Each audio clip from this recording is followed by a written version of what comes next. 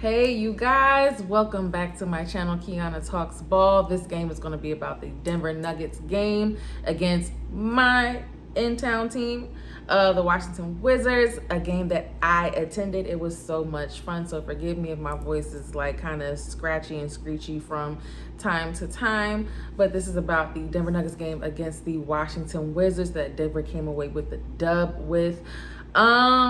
This game was good. It was good. It's good to have Denver back in the win column, especially against their loss to LA, the Lakers, a few days ago, which was kind of hard to watch.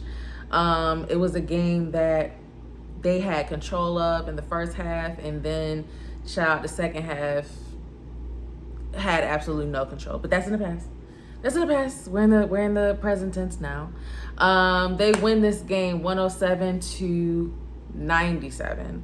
But for the most part, it was pretty much a close game, like all game, except for maybe those last maybe 4 minutes of the fourth quarter was when Denver was able to pull away and just kind of stay away, because for majority of the game, Denver, they would give like maybe a 7 point lead on the Wizards, and the Wizards would just like come right back.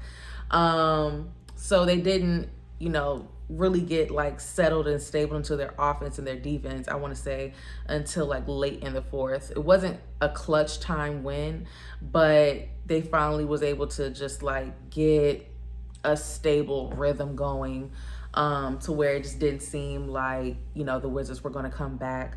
I would say that's largely due to Spence, and most of all, very, very, very, very, very, very, very, very largely due to Peyton Watson. Peyton Watson had a career high tonight, a career high of 35 points. And it was funny because I want to say like there was like 4 or 5 minutes left in the game, and I saw like he had like maybe like 30 something. And I was like, ooh, he might go for a 40 ball, because he had enough time to get 40 points. But then it ended up being like 2 minutes left in the game, and he had, I think, like 33 at the time. I was like, 33 or 35, I think, at that time. I was like, oh, he's probably not going to go for a 40 ball. But nonetheless, this young man was truly a sight to see tonight. And honestly, you can't really say, if you watch the game, you can't really say, oh, well, it's against the Wizards. The Wizards, they're on a tank spree right now. They're on a tank spree. They're not living up to their true potential. And they honestly played really good defense on the Nikola Jokic-less Denver Nuggets today. They were sticking to Denver like white on rice pretty much that first half. But one of the great takeaways from this game was that Denver got Jonas Valanciunas back. Jonas Valanciunas also back in his old stomping grounds, when he did used to play for the Washington Wizards. He got a lot of love from the crowd. He was very receptive of it. He was waving to people in the crowd. This was like after the game, waving to people in the crowd, calling his name. I think he signed a couple hats after the game. So it was very good. It was very good to see Val back in DC. And it was just, as a Denver fan, it was just very good to have him back in the rotation. It made such an immediate impact just to have somebody who can set good screens, to have somebody who can receive the ball in the paint, have control of the ball in the paint, get his hook shot, get his put back second chance point, put back layup, whatever, what have you, everything that Denver was missing in a center. Yes, you got size in Zeke.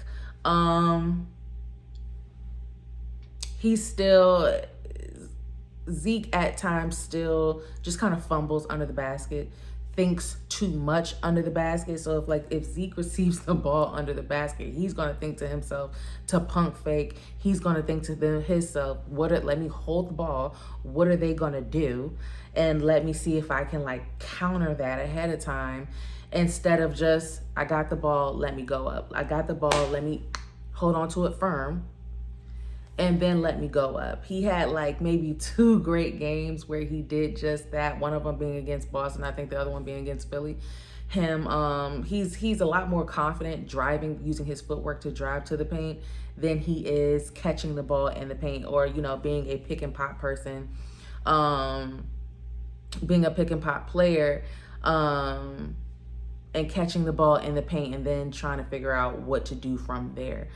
So with Val coming back into this rotation, it almost felt nostalgic. It was just like, that's what we've been missing. And he had a total of, we'll just look at the first quarter. Yeah, y'all, come on. In the first quarter alone, so Val played 22 minutes overall, which is just really good. You know what I'm saying? You're not trying to do too much with the man on his first game back. And honestly, you wouldn't have noticed at all. So it's like, how? Because calf strain. You got Nikola Jokic and Cam Johnson both with, knee bruises.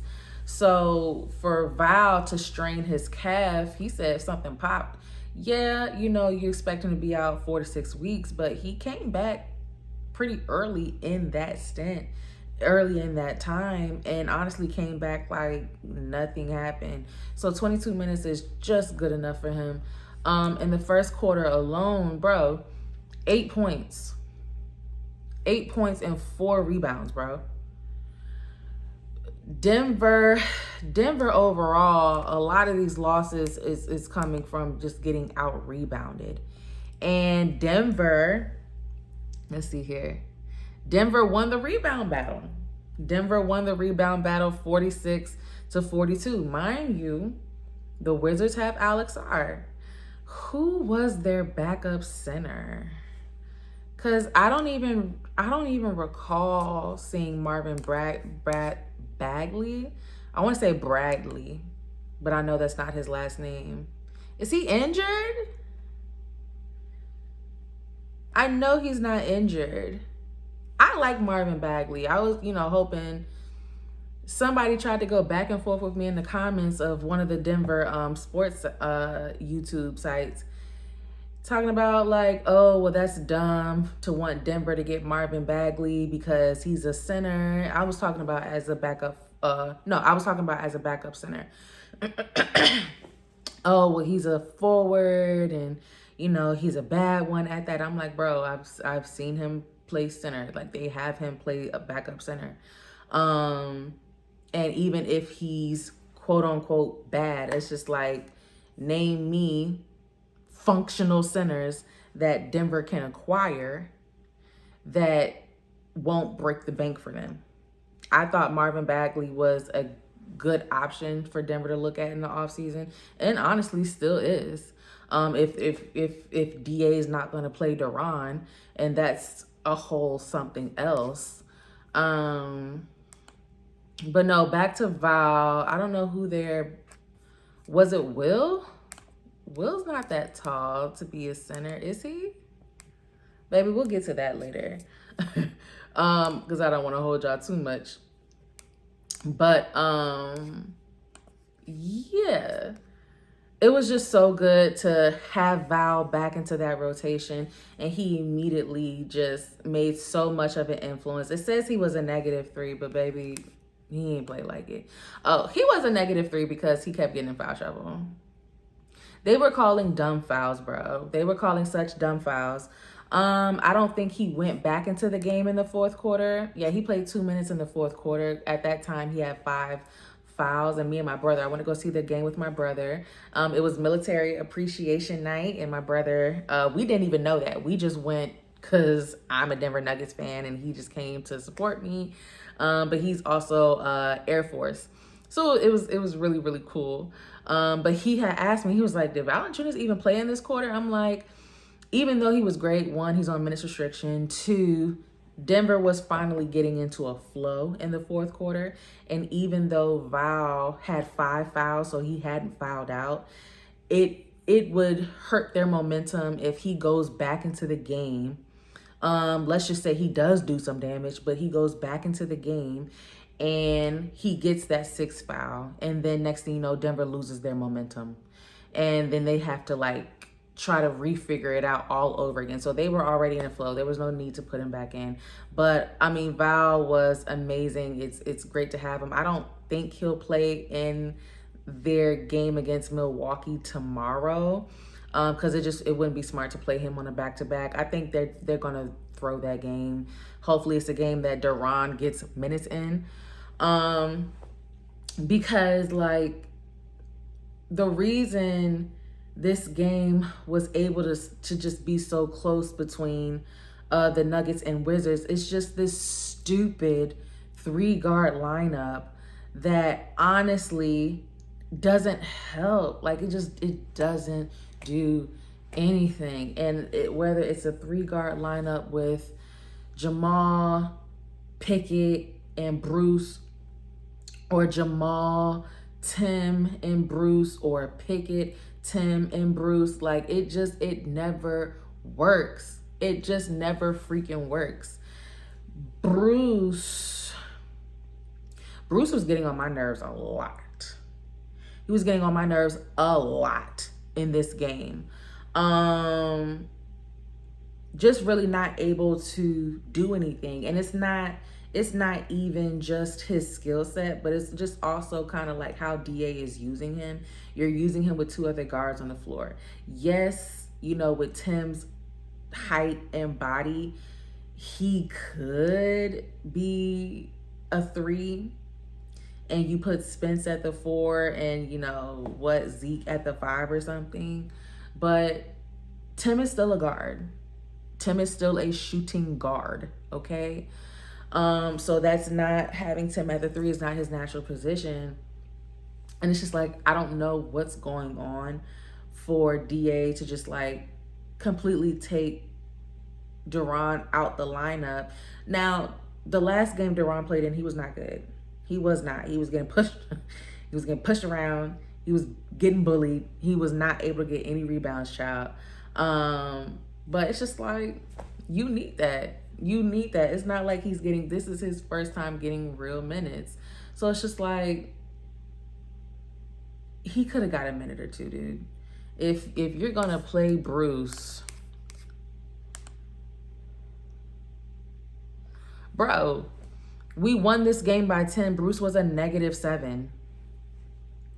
Bruce was a -7. Tim was a -8. Baby, Tim could not do anything tonight. You know what I'm saying? I think he got a nice little layup. I forget what quarter it was in. I think it was in the second quarter. He got a nice little drive to the basket, little acrobatic layup. But other than that, he wasn't doing a damn thing on defense.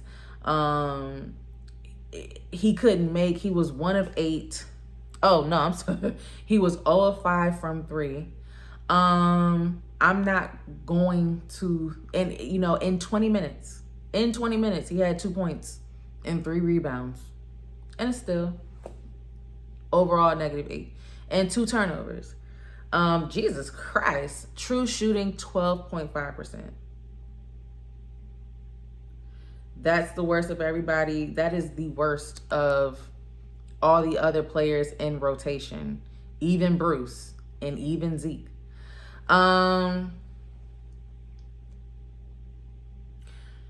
Tim is a professional. He is very much a professional. He's going to figure it out.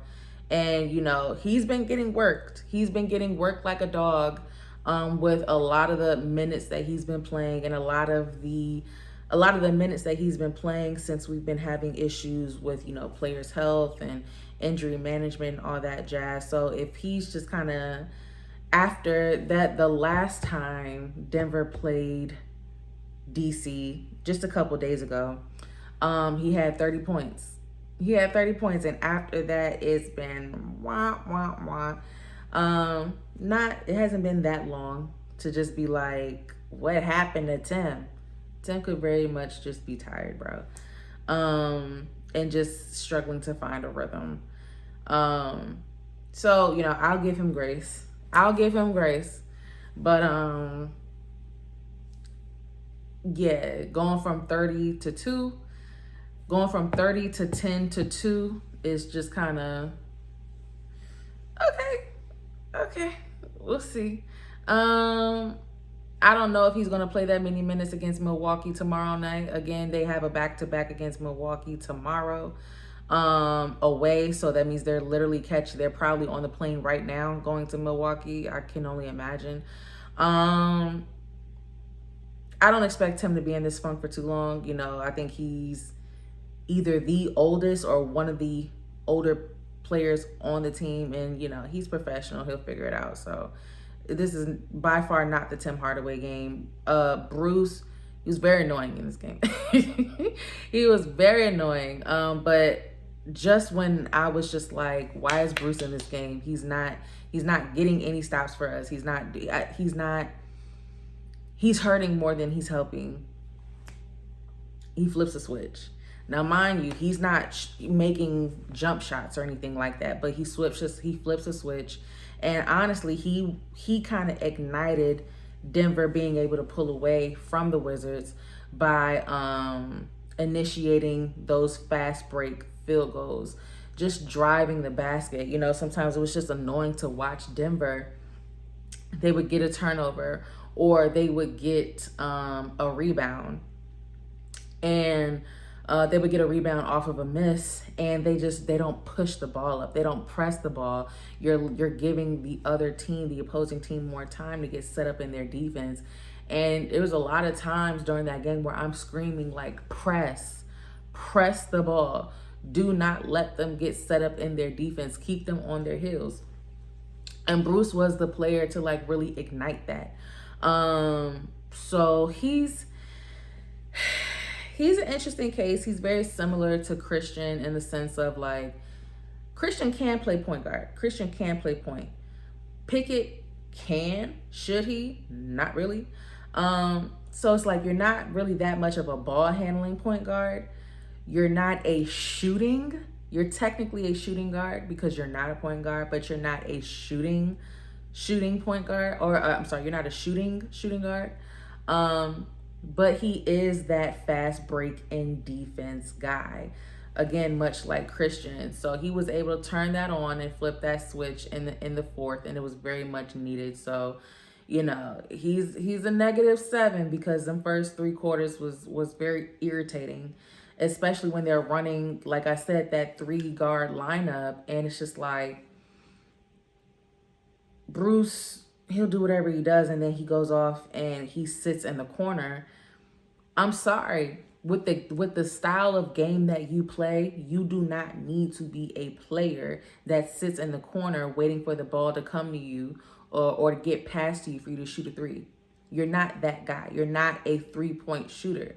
You are a drive to the basket, very much similar to Jamal. You are a penetrate zone, penetrate the paint, drive to the basket, layup guy. And if you get fouled while you're driving to the basket, that's even better. You are a push the pace type of player. You're not a Tim Hardaway where you have the reputation and you really earn the right to just stand in the corner and wait till the ball is passed to you for you to shoot a 3 that you will more than likely miss.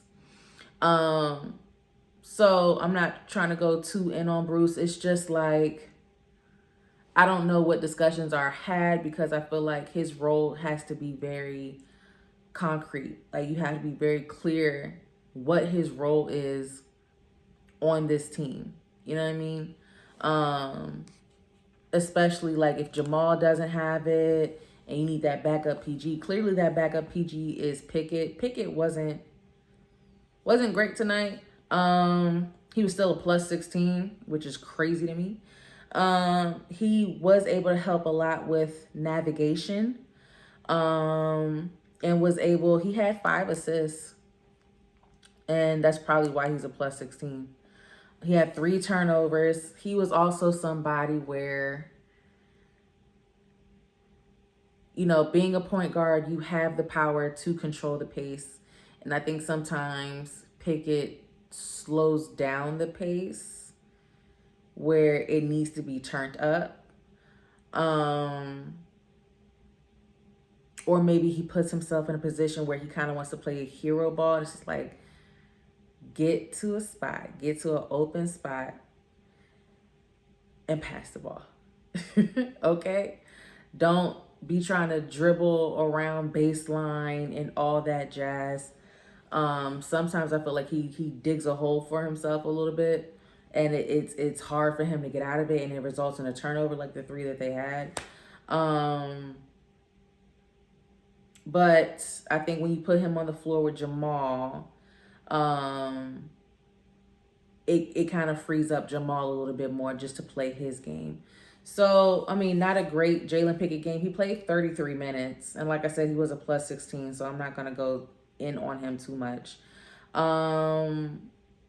Jamal himself, Jamal played 36. It's not ideal because he's been getting ran in the ground, honey. Just with the minutes that he's been playing. I don't expect for him to play too much versus Milwaukee. I mean, I don't know who's going to be in the rotation against Milwaukee tomorrow, because all these dudes outside of Jonas, Tim, Bruce, and Zeke, all these dudes are playing like really long minutes. Jamal, it was kind of crazy because Jamal started slow. Like that first half was just not cute for him. He picked it up towards the end of the second quarter. Towards the end of the second quarter, he was able to pick it up, and baby, he went full throttle in the third. And, he played it very smart. It's like you're not getting your shots. It's like you're not getting your shots off, and then the shots that you are getting off, you're not making. So what did he do? In true Jamal fashion, the man is just scoring layups over everybody's head. He made some just very crazy layups over Alex Sarr, very crazy contested layups as Jamal. I don't know if there's anybody in the league who makes the most difficult contested layups like Jamal Murray does. He was able to get cooking. He had 13 points in the third. He was able to get cooking in the second half. And I mean, for a slow night, he still had 24 points and was a freaking plus 18, which is crazy. 4 rebounds, 5 assists. He really turned it on. In the second quarter, in the fourth quarter as well. It was part of that group to extend the lead over Washington. Aaron was cool. He had a couple of shots that were just like very acrobatic. It was so much fun because one of Jalen's 5 assists was to Aaron. Aaron was in the paint. They were doing really good with ball movement. Aaron found himself in the paint. Pickett was able to pass him the ball, and Aaron just gets like a wide open dunk. So I was so happy.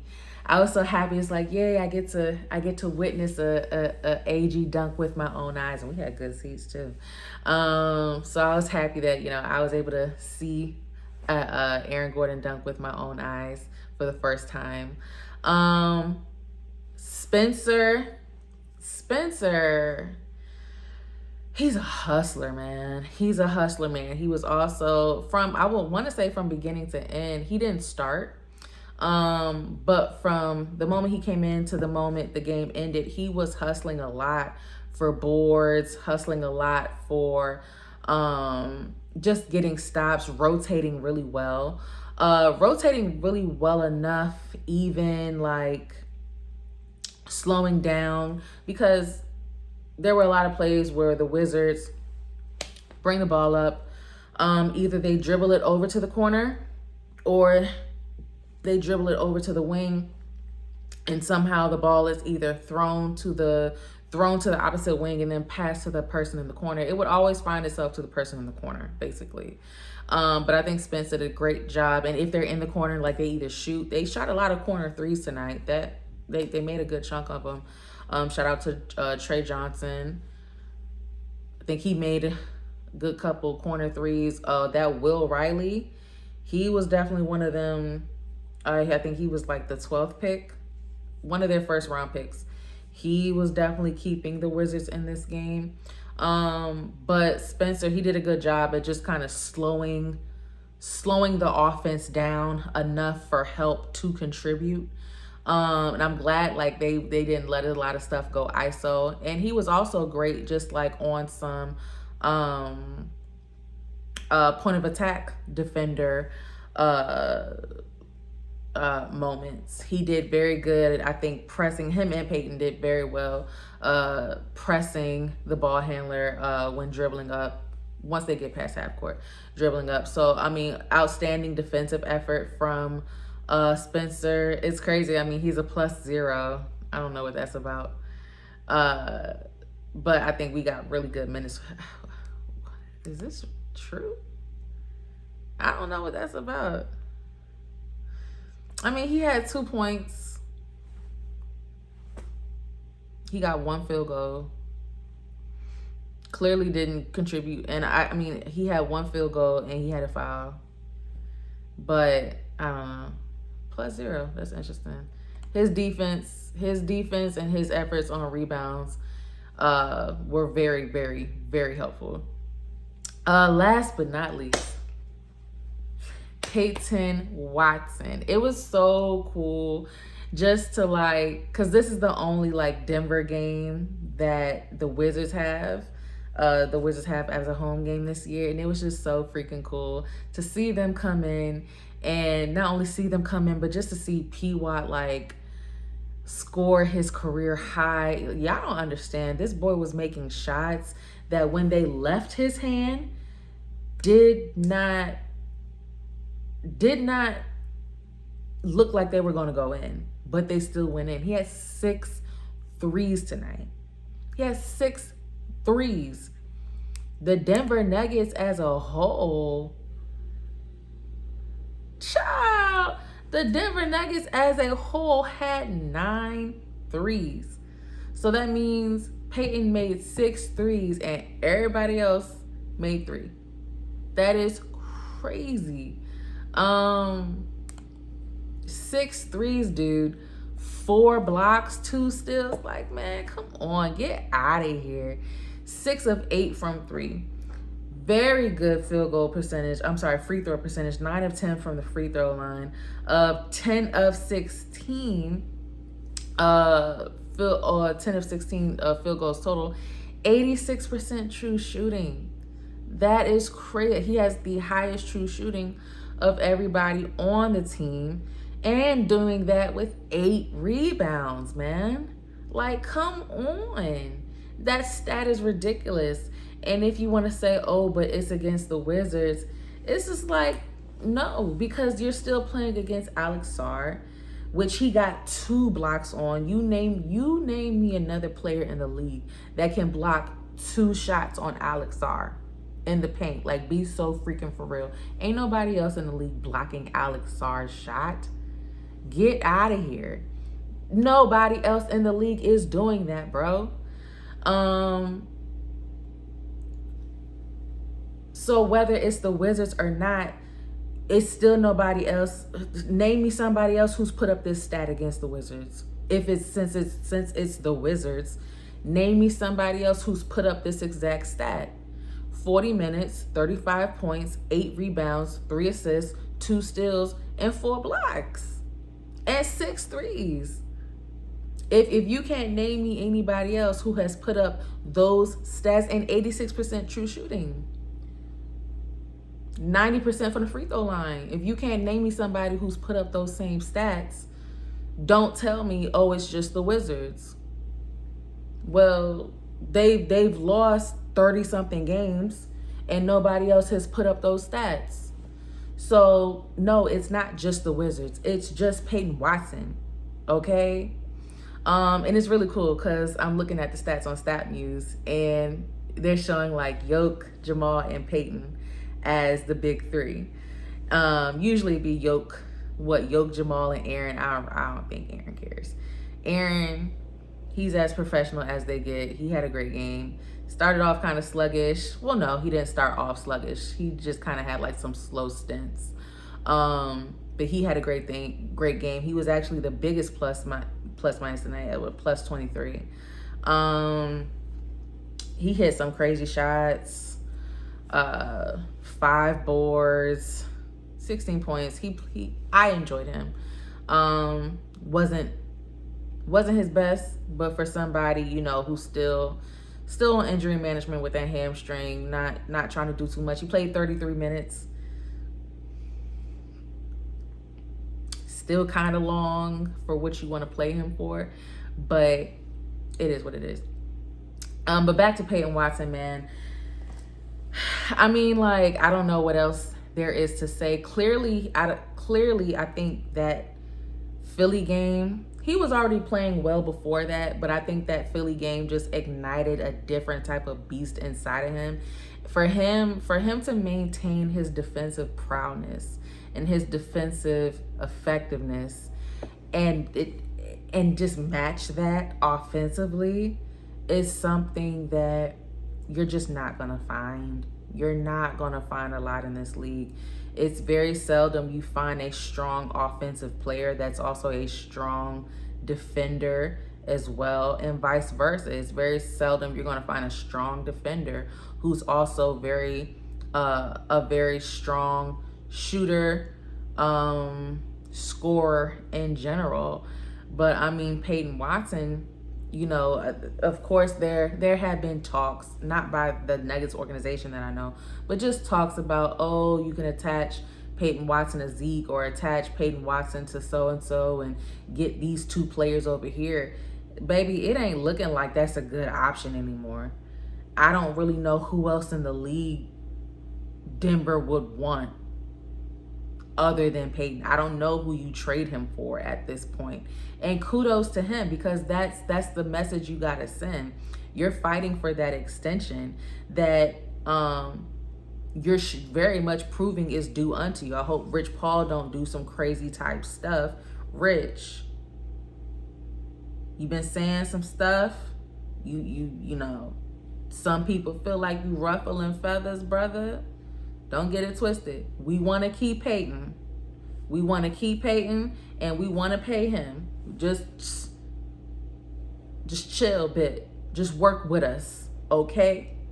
Okay? Don't fight us. We lovers. We not fighters. So work with us, Rich, because we trying to keep your boy, okay? But yeah, man, like, I don't... Thankfully, Denver had admitted, like, they're not even paying attention to trade talks. They're not entertaining any trade talks about Peyton Watson, which is the response that they should have, because I would hate for Peyton to be playing like this and hear that they have been entertaining trade talks. I feel like that would just kind of put a negative spirit, a negative energy in the locker room. So I'm glad they shut that down with the quickness, because baby, I don't really know who you even trade him for at this point. But kudos, congratulations to Peyton Watson. I've always adored his confidence, because confidence is just something you can't teach. You got a lot of professions where you can train people to grow into a lot of skills over time. Confidence is just, it's not something anybody can teach you. That has to be a gift that you give unto yourself. And it is a gift that Peyton Watson rewards himself with every game. And it is evident with every shot. I mean, you know, his ball handling isn't there. He only has one turnover. He only has one turnover, but I mean, it looked like he was getting ready to have, you know, 3 or 4. He's very fast, but sometimes the ball, sometimes his dribbling isn't as fast as him. So he almost lost the ball a couple of times. But I mean, like, shoot, if that's the least of your worries and you still putting up these type of stats, like, I'll take it. That's just going to get better with time. I want to see Peyton in more rotations where he's at the 2 with Jamal, preferably Jamal, or even at the 2 with Peyton. Because I think freeing up that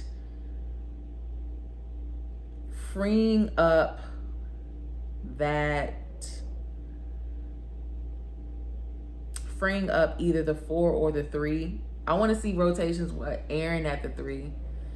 You know, I want to see more rotations with Zeke and Aaron together. I want to see more rotations with Zeke and Deron together. I want to see more, you know, rotations. I just want to see more rotations with Peyton at the 2. And if not the 2, the 3. You know, it's going to be hard. They clearly can't keep Cam and Peyton. You can't trade Christian because he has the way his contract is set up. Like, you can't trade him this season. But I don't know, man. I think Peyton is due for some more guard responsibilities, and he mentioned that last year when playing alongside Russ. Did I already speak on Deron? I feel like I spoke on Deron already. I can't remember. But yeah, DA has to figure out Peyton Watson. I mean, just phenomenal. His best game yet. I can't remember if I spoke on Deron already, but I mean, DA has to figure it out because this 3 guard rotation, it's getting them in trouble every time, every single time. That's what it was. I spoke on my frustration about that, but I didn't speak on, like, I don't know what's going on. I don't know why he won't play Deron. I don't know what's going on. I hope they figure it out. I'm pretty sure he's going to get some good minutes against Milwaukee, which will be good for him. It'll be good for Deron to play against Giannis. He needs to learn. He needs to grow into bullying bullies. If that means putting more muscle on your bones, he'll grow into that. But yeah, he's been getting bullied a little bit lately, and hopefully this is the game to try and build his confidence. Hopefully he gets minutes in that game too. But anyway, great win for the Denver Nuggets. Great road win for the Denver Nuggets. I had the time of my life there. I was screaming a lot. I was rooting for Peyton a lot because, I mean, the boy was going off. Cheering for AG a lot. Trying to scream some encouragement for Jamal because, like I said, he got off to a rough start, but he got cooking in the second half. Just a great game. Overall, great game. Their next game, I think I've mentioned it plenty of times already. Their next game against Milwaukee tomorrow. That is also a road game. It is 9:30 Eastern Standard Time because that is what I'm on. Just being a Denver Nuggets fan on Eastern Standard Time is just so...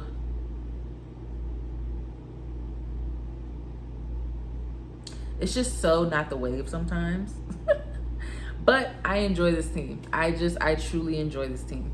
But they will be playing Milwaukee tomorrow night on the 23rd, 9:30 Eastern Standard Time. It's probably going to be a game that they throw, or maybe not. They were supposed to throw the Philly game, and they ended up winning that. So we'll see. Until then, this is Kiana Talks Ball. I will talk with you guys later. Pray for my area. Like I said, I'm in the DC area, and we're supposed to get a record-breaking blizzard. I don't know what's up with that, so we will see. But anyway, I will get back with y'all when I get back with y'all. Until then, y'all have a good one.